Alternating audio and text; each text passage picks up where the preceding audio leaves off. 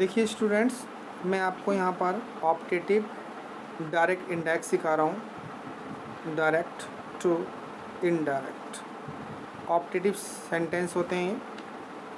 इसमें बच्चे लोग बहुत कंफ्यूज हो जाते हैं, स्टूडेंट्स पहचान नहीं पाते ऑप्टेटिव की पहचान क्या होती है। ऑप्टेटिव की पहचान ये होती है, इसमें में होता है और यहाँ पे मार्क ऑफ एक्सक्लेमेशन लगा होता है। इसको ध्यान से समझ लीजिए स्टूडेंट्स जितने भी। ऑप्टेटिव की पहचान क्या होती है, एम ए वाई में होता है और यहाँ पे भी 3 वर्ड ही सेंस निकलता है, वो मैं समझाने की कोशिश कर रहा हूँ। एक तो निकलता है प्रार्थना करना, यानी प्रे करना, हम जो किसी से प्रे करते हैं। और एक होती है आपकी इच्छा प्रकट होना, इच्छा को स्टूडेंट्स विज्ड या विश से शो करते हैं। और एक होता है कोसना, अगर हम किसी को कोसते हैं, कोसना तो यानी कर्ज। तो मैं समझाने की कोशिश कर रहा हूँ आपको कि ऑप्टेटिव में और एक्सक्लेमेटिव में क्या डिफरेंस होता है। जो ऑप्टेटिव होता है उसके अंदर प्रार्थना सेंस निकलेगा, इच्छा सेंस निकलेगी और कोसना निकलेगा। और इससे पहले की वीडियो मैंने आपको बताया है एक्सक्लेमेटिव, उसमें हमेशा एलाज, हुर्रा और हाउ और वाट का यूज़ करते हैं। उसमें दुख, सुख और आश्चर्य शो होता है। इसमें प्रार्थना, इच्छा और कोसना होता है। बाकी मैं एग्जांपल के थ्रू देता हूँ, आपको समझाने की कोशिश करता हूँ। देखिए पहला एग्जांपल मैंने आपको दिया, मैंने बोला ही सैड, उसने कहा, क्या कहा, may God bless you, may God bless you, भगवान आपको खुश रखे, ब्लेस यू। ठीक है स्टूडेंट्स, ये उन्होंने सेंटेंस दिया। मैंने बहुत से बच्चे इसको बना नहीं पाते हैं, तो बनाने का मेरा मेथड यूज़ करेंगे तो बहुत अच्छी तरह बना लेंगे आप लोग। सबसे पहले हमने इसको रिकॉग्नाइज़ किया।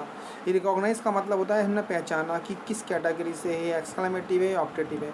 तो मे से हमने रिप्रेजेंट हो रहा है यहाँ पर, ये हमारा ऑप्टेटिव है। तो हमने देखा भगवान से हमेशा हम प्रार्थना ही करेंगे या इच्छा प्रकट करेंगे, लेकिन सबसे पहले हम प्रेफरेंस किसको देंगे, भगवान को देंगे और प्रार्थना को देंगे।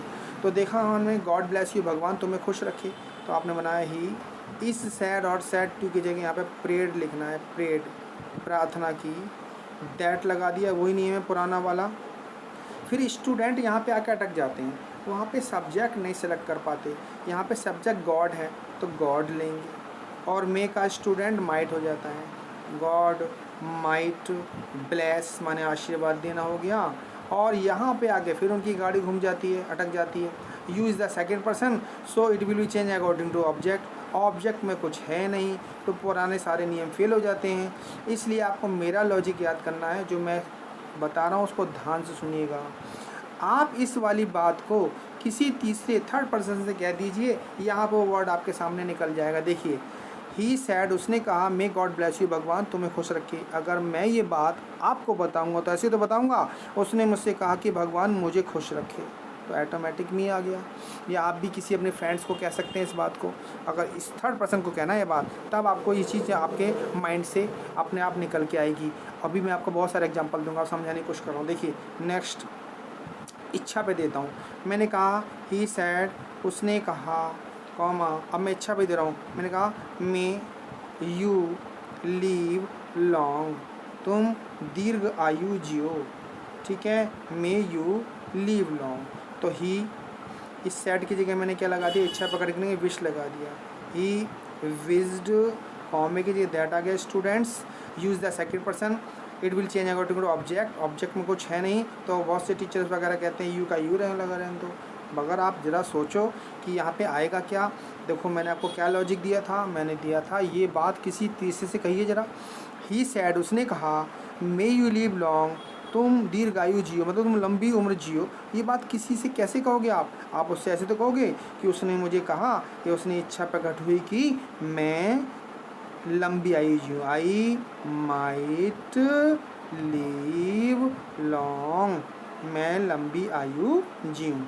यहाँ पे बच्चे जजमेंट नहीं कर पाते कि यहाँ पे लाना क्या है। तो मेरा लॉजिक ये है, ये वाली बात जो क्वेश्चन में दी होती है वो बात आप मन में किसी थर्ड पर्सन से कह देंगे तो वो वर्ड आपके सामने निकल जाएगा और आप आसानी से बना लेंगे। थर्ड रूल देखिए, कोसना, कोसने वाले बहुत कम होते हैं। मैंने बोला शी सैड, उसने कहा कॉमा कि may I go to hell, may I go to hell, मैं भाड़ में जाऊँ, हेल में नर्क होता है, मैं भाड़ में जाऊँ।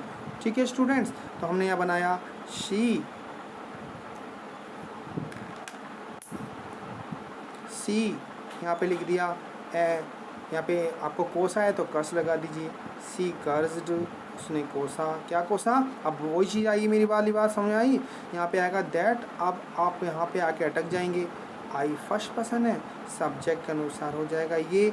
तो वैसे भी आप अगर मान लो भूल जाओ तो ये बात किसी तीसरे से कैसे कहेंगे, सी सैड, उसने कहा मे आई गो टू हेल, कि मैं भाड़ में जाऊं। तो ये बात हम किसी तीसरे से कैसे बताएंगे, उसे ये तो बोलेंगे कि उसने कोसा कि वो भाड़ में जाए, तो वो कौन है, लड़की है। तो she might go to hello.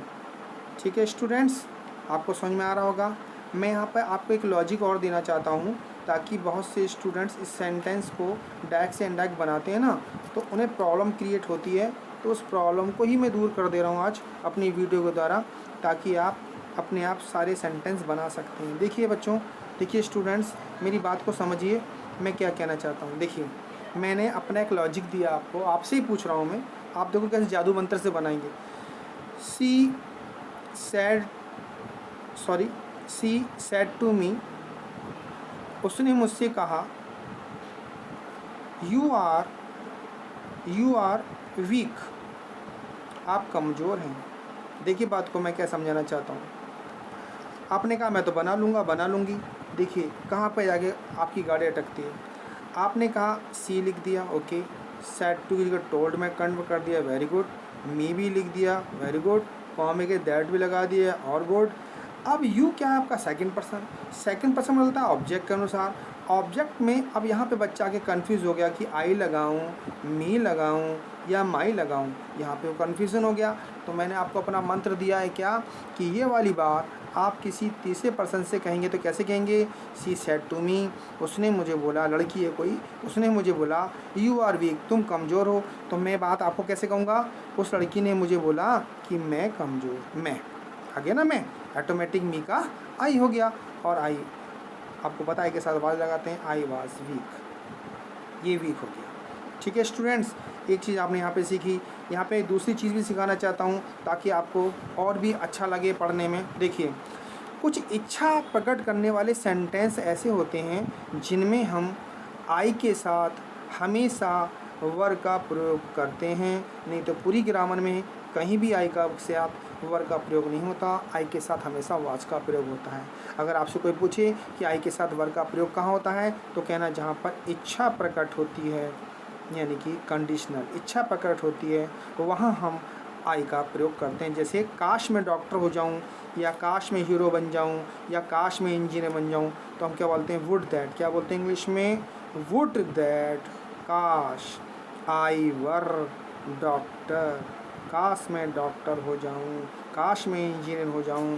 तो आई के साथ हमेशा वर्ग का प्रयोग होता है, लेकिन पूरी ग्रामर में इंग्लिश में आई के साथ कभी भी वर्ग का प्रयोग नहीं होता, बस एक जगह होता है जहाँ पर इच्छा प्रकट होती है। तो बेटा, अगर मेरी वीडियो आपको अच्छी लगे तो लाइक करना, शेयर करना, सब्सक्राइब करना और कमेंट्स देना। Thank you very much.